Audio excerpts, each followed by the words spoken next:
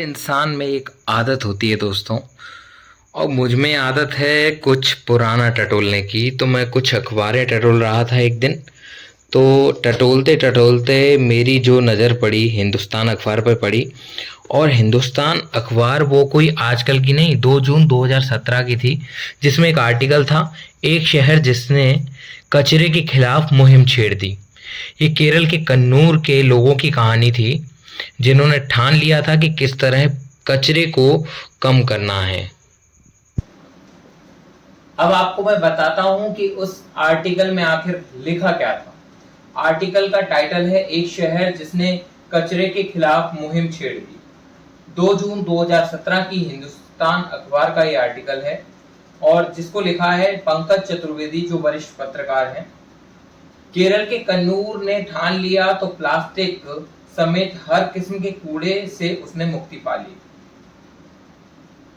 समृद्ध अतीत और सर्वधर्म समभाव के प्रतीक कन्नूर ने जब तय किया कि जिले को देश का पहला प्लास्टिक मुक्त जिला बनाना है, तो इसके लिए प्रशासन से ज्यादा समाज के अन्य वर्गों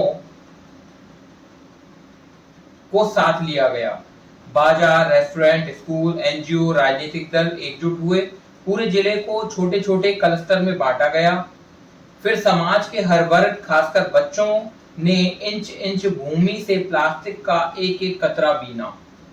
उसे ठीक से पैक किया गया और नगर निकाय ने उसे ठिकाने लगाने की जिम्मेदारी निभाई। साथ ही जिले में हर तरह की पॉलीथीन थैली, डिस्पोजल बर्तन व अन्य प्लास्टिक पैकिंग पर पाबंदी लगा दी गई। कन्नूर के नेशनल इंस्टीट्यूट और फैशन टेक्नोलॉजी के छात्रों ने सहकारी समितियों के साथ मिलकर बहुत कम दाम पर आकर्षक व टिकाऊ थैले बाजार में डाल दिए। सभी व्यापारिक संगठनों, मॉल आदि ने इन थैलों को रखना शुरू किया और आज पूरे जिले में कोई भी पन्नी नहीं मांगता है। जैसे यहाँ पर आपके शहर में कोई पन्नी मांगने लग जाता है, वहां कोई भी आज पन्नी नहीं मांगता है। रेस्टोरेंट व होटलों ने खाना पैक कराने वालों को घर से टिफिन लाने पर रियायत देनी शुरू कर दी। घर पर सप्लाई भी स्टील के बर्तनों में की जा रही है, जो ग्राहक के घर जाकर खाली कर लिए जाते हैं। National environment engineering research institute Nagpur के मुताबिक देश में हर साल करीब 44 लाख टन खतरनाक कचरा निकल रहा है। हमारे देश में औसतन प्रति व्यक्ति 20 से 60 ग्राम कचरा हर दिन निकलता है। इसमें आधे से अधिक कागज, लकड़ी या पुट्ठा होता है, जबकि 22% कूड़ा घरेलू कचरा होता है। कचरे का निपटान पूरे देश के लिए एक समस्या बनता जा रहा है। दिल्ली के नगर निगम कई कई 100 किलोमीटर दूर तक दूसरे राज्य में कचरे का डंपिंग ग्राउंड तलाश रहे हैं। इतने कचरे को एकत्र करना, फिर उसे दूर तक ढोकर ले जाना और महंगा जटिल काम है। सरकार भी मानती है कि देश के कुल कूड़े का महज 5% का ईमानदारी से निपटान हो पाता है। अनुमान है कि पूरे देश में हर रोज 4 करोड़ दूध की थैलियां और 2 करोड़ पानी की बोतलें कूड़े में फेंकी जाती हैं।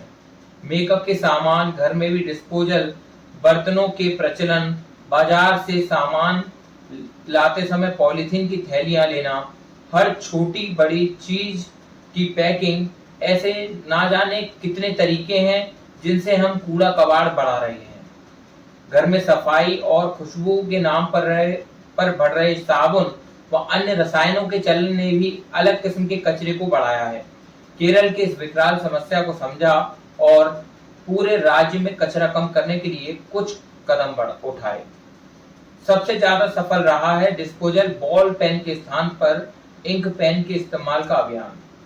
सरकार ने पाया कि हर दिन लाखों की संख्या में रिफिल और एक समय इस्तेमाल होने वाले प्लास्टिक पेन राज्य के कचरे में इजाफा कर रहे हैं। सो आदेश निकालकर सभी सरकारी दफ्तरों में बॉल पॉइंट पेनों पर पाबंदी लगा दी गई। अब सरकारी खरीद में केवल इंक वाले पेन खरीदे व इस्तेमाल किए जा रहे हैं। कई जिलों में एक दिन में 5 लाख तक बेकार प्लास्टिक पेन एकत्र हुए। इस बीच इंक पेन और स्याही पर भी छूट दी जा रही है। अनुमान है कि योजना सफल हुई तो हर रोज 50 लाख पेन का कचरा पर्यावरण में मिलने से रह जाएगा। सरकार ने कार्यालयों में पैक्ड पानी की बोतलों के स्थान पर स्टील के बर्तनों में पानी, सरकारी आयोजनों में फ्लेक्स बैनर और गुलदस्ते के फूलों को पन्नी से लपेटने पर रोक लगा दी है। हर कार्यालय में कचरे को अलग अलग करना, कंपोस्ट बनाना, कागज के कचरे को रिसाइकिल के लिए देने की योजनाएं जमीनी स्तर पर बेहद कारगर रही हैं। ये अखबार 2017 का है जिसका कि मैं आर्टिकल पढ़ रहा हूं, और इस आर्टिकल में इतनी अच्छी बातें बताई गई हैं जो कचरा प्रबंधन में बहुत ही ज्यादा कारगर साबित होंगी। केरल के कन्नूर ने जो ठाना है, देश का हर एक जिला, हर एक शहर, हर एक व्यक्ति उस चीज को ठान सकता है।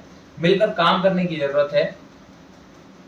पर्यावरण के लिए मिलकर ही काम किया जाता है। जब केरल का वो जिला, वहाँ के बाजार, रेस्टोरेंट, स्कूल, राजनीतिक दल, एनजीओ और वहाँ के शोधकर्ता छात्र एक हो सकते हैं और एक बदलाव जो है सोसाइटी में ला सकते हैं, तो हम लोग क्यों नहीं मिलकर जगह जगह बदलाव ला सकते हैं।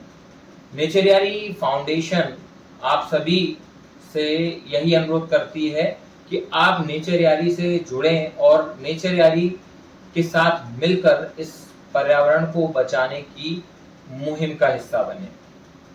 नेचर यारी लर्निंग वर्कशॉप चलाई जाती है जिसमें सिखाया जाता है कि हम कैसे वेस्ट चीजों से, वेस्ट प्लास्टिक बॉटल्स, वेस्ट जो प्लास्टिक मटेरियल्स है, उनसे कैसे रीयूज करके ऐसी चीजें बना सकते हैं जो पर्यावरण के लिए हितैषी रहेगी।